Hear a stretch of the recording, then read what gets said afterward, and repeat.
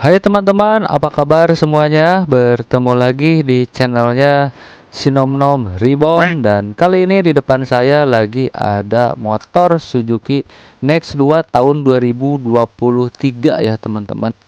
Dan kata pihak Suzuki, meskipun si bentuknya bodinya gini-gini aja gitu ya, tapi pembuatannya ini di tahun 2023 ya, berarti si motor ini emang dibuat untuk tahun 2023 ini meskipun belum ada pembaruan gitu ya.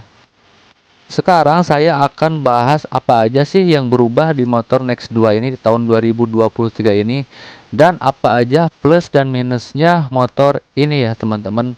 Pokoknya simak video ini.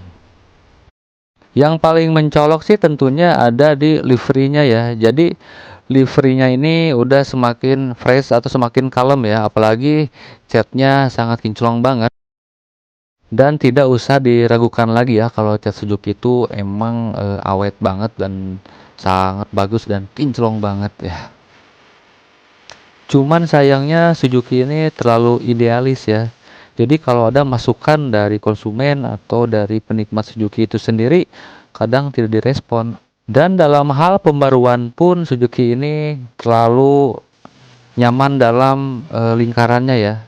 Terlalu nyaman dalam rebahannya gitu. Tidak mau bangun atau tidak mau ngerepres seperti Yamaha atau Honda gitu. Padahal engine dari Suzuki ini sudah tidak bisa diragukan lagi ya. Sangat bagus gitu. Dan sekarang saya akan bahas kelemahan yang paling vital di motor Next 2 ini ya teman-teman. Motor ini nggak ada parking brake-nya ya teman-teman. Jadi kalau misalkan kita lagi di pedunan atau lagi di tanjakan itu sangat riskan banget ya. Jadi harus hati-hati dikarenakan tidak ada penahan rem gitu atau disebut parking brake ya.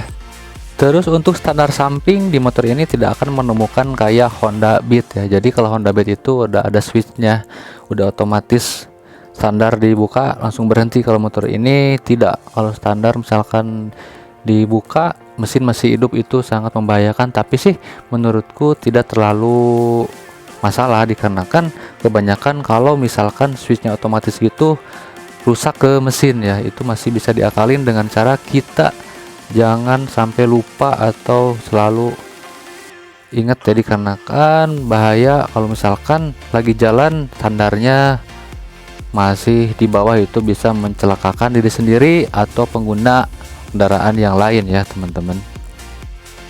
Kelemahan lainnya ada di bagasinya yang sangat imut dan sangat minimalis ya, dikarenakan si bagasinya ini ditanam aki ya. Jadi akinya ini ada di bagasi gitu, tapi itu masih bisa diakalin ya. Dan itu tentunya masih bisa masuk kok, masih bisa masuk jas hujan atau kunci yang lain-lain lah pokoknya.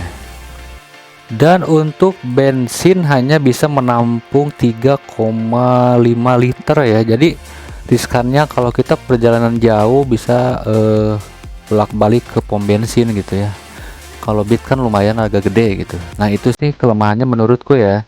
Dan kelebihannya ada di engine-nya, ada di mesinnya, sangat halus banget dan lumayan kencang. Akselerasinya di menengah ke atasnya itu lumayan ngejambak banget ya.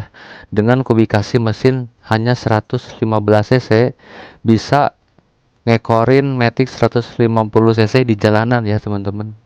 Build quality-nya ada di bodinya ya, sangat tebal banget dan anti getar-getar.